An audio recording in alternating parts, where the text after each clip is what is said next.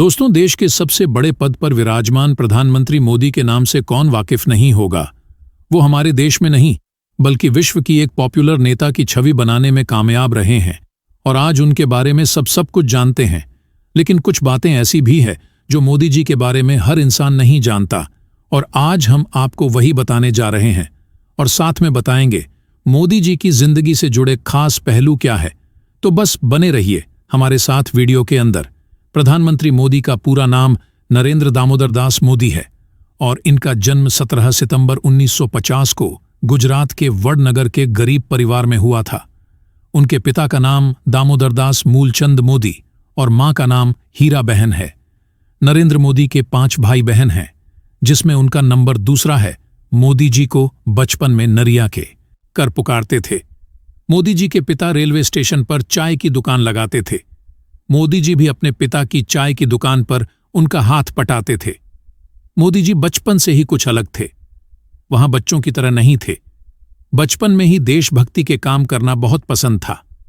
1962 में भारत चीन युद्ध के दौरान मोदी जी ने ट्रेन में जा रहे फौजियों को चाय पिलाई थी और यही नहीं, 1965 के भारत पाक युद्ध के समय भी मोदी जी ने वहां से गुजर रहे सैनिकों को चाय पिलाई। मोदी जी ने गुजरात के वडनगर के ही भागवताचार्य नारायण आचार्य स्कूल से अपनी पढ़ाई की शुरुआत की और वो पढ़ाई में औसत छात्र थे। मोदी जी को बचपन में एक्टिंग का बहुत शौक था, इसीलिए वो स्कूल के बाद विविध नाटकों में भाग लेते और इनाम भी हासिल करते थे। वह एनसीसी में भी शामिल हुए। मोदी जी बचपन से ही निडर क्वालिटी के थे। वो एक दिन शर्मिष्ठा तालाब से मगर का बच्चा पकड़कर अपने घर ले आए। मां के समझाने पर उसे वापस तालाब में छोड़कर आए हुए बचपन में साधु संतों से बहुत प्रभावित थे। बचपन से ही सन्यासी बनना चाहते थे। सन्यासी बनने के लिए मोदी जी ने स्कूल की पढ़ाई छोड़ दी और बाद में घर से भाग गए। इस दौरान पश्चिम बंगाल के रामकृष्ण आश्रम शाहिद कई जगहों पर घूमे। मोदी जी बचपन से ही आरएसएस को पसंद करते थे और उससे जुड़े भी 1958 में दीपावली के दिन गुजरात आरएसएस के पहले प्रांत प्रचारक लक्ष्मण राव ईमानदार वकील साहब ने नरेंद्र मोदी के बाल स्वयं सेवक की शपथ दिलाई। मोदी जी बहुत ही मेहनती कार्यकर्ता थे। वो आरएसएस के बड़े शिविरन के आयोजन में मैनेजमेंट का ऑनर दिखाते। आरएसएस नेताओं के ट्रेन और बस में रिजर्वेशन का जिम्मा होने के पास होता था। मोदी जी कई महीने तक तो हिमालय में साधुओं के साथ भी रहे। वापस आने पर उन्होंने सन्यासी जीवन त्यागने का फैसला किया है और अपने भाई के साथ मिलकर अहमदाबाद की कई स्टेशन पर चाय की दुकान लगाई। हर परेशानी का सामना करते हुए चाय बेची।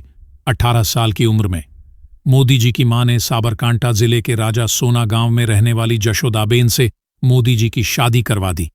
विवाह के बाद मोदी जी घर छोड़कर संघ प्रचारक बन गए। कुछ लोगों का कहना है कि वो शादी के 3 साल बाद तक अपनी बीवी के साथ है, लेकिन मोदी जी के बारे में लिखने वाले चीज से इनकार करते हैं। मोदी जी अहमदाबाद संघ मुख्यालय में रहते थे और वहां के सारे छोटे छोटे काम जैसे सफाई करना, चाय बनाना और बुजुर्ग नेताओं के कपड़े धोने वगैरह जैसा काम करते थे। वो हर काम से पहले अपनी मां का आशीर्वाद लेना जरूर घर जाते थे। 2014 का लोकसभा चुनाव जीतने के बाद भी सबसे पहले वो अपनी मां का आशीर्वाद लेने उनके पास गए। संघ में रहते हुए कुर्ते की बात छोटी करवा ली ताकि ज्यादा खराब ना हो, जो वर्तमान में मोदी ब्रांड कुर्ता के नाम से मशहूर है। 1975 में जब इंदिरा गांधी ने कई राजनीतिक कारणों की वजह से राज्यों में आपातकाल लगा दिया था, उसे वक्त भी मोदी जी सरदार के रूप में पुलिस से छुपकर सरकार की गलत नीतियों का विरोध करते रहे। मोदी जी बहुत ही मेहनती कार्यकर्ता थे। आरएसएस में उनके 11 को देखकर उन्हें बहुत ज्यादा सम्मान मिलने लगा और स्वामी विवेकानंद से बहुत ज्यादा प्रभावित थे। उन्होंने गुजरात में स्वामी विवेकानंद विकास यात्रा भी निकली। मोदी जी शुद्ध शाकाहारी हैं, व्रत भी बहुत रखते हैं। मोदी जी 18 घंटे काम करते हैं और कुछ ही घंटे सोते हैं। वो समय के बहुत पाबंद है। लालकृष्ण आडवाणी को मोदी जी का राजनीतिक गुरु माना जाता है। 1990 के दौरान मोदी जी ने आडवाणी की सोमनाथ से अयोध्या रथ यात्रा में बड़ी भूमिका निभाई। इससे प्रभावित होकर बीजेपी के बड़े नेताओं ने मोदी जी को अपनी पार्टी में शामिल कर लिया और वो पार्टी के लिए बहुत ही मेहनत और लगन से काम करते रहे। 1982 में गुजरात के विधानसभा चुनाव में बीजेपी पार्टी को बहुमत हासिल हुआ।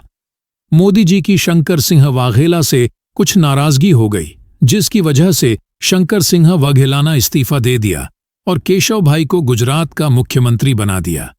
मोदी जी को दिल्ली बुलाकर केंद्रीय मंत्री की रिस्पांसिबिलिटी खराब रहने लगी और चुनाव में पार्टी कई सीटन बिहार गई। इसके बाद बीजेपी ने अक्टूबर 2001 में मोदी जी को गुजरात का मुख्यमंत्री बना दिया। मोदी जी ने अगर आपने विकास किया, हर जगह बिजली और पानी की व्यवस्था की और एशिया का सबसे बड़ा सोलर पार्क गुजरात में बनाया गया। 2002 में होने वाले गुजरात की गोधरा कांड में मोदी जी का नाम जोड़ा गया है।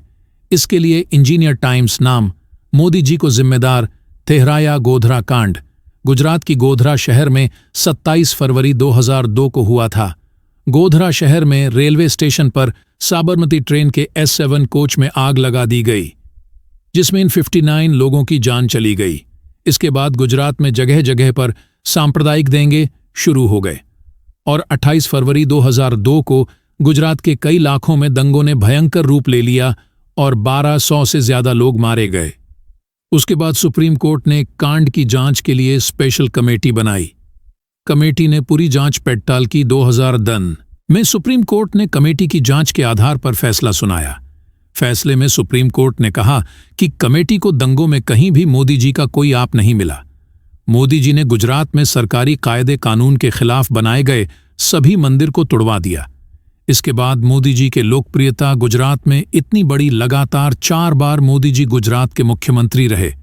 2013 की केदारनाथ आपदा में क्षतिग्रस्त हुए।